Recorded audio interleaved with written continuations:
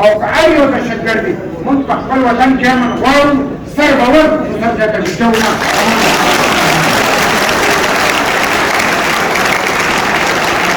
او دا امن غواړو ستا دشمني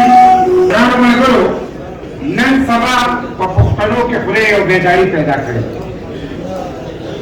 د پاڅون اواز تاسو واورئ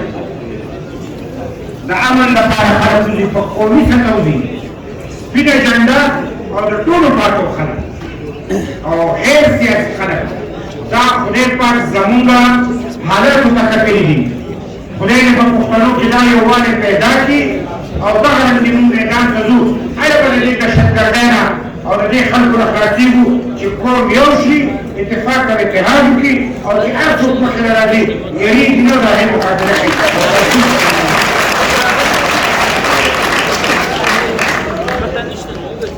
پاڅون چې کوم دی دا د دې وخت د مرض علاج دی نو چې چېرته هم داسې کېږي پاڅون نو ما سره د ځوانانو دا لو ضرور کوي چې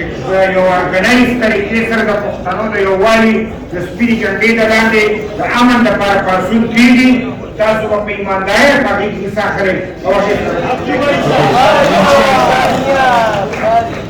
دا یو سلسله چالو شوې ده او دا ډېره کامیابه ده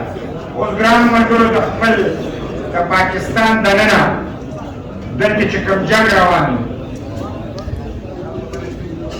یو خو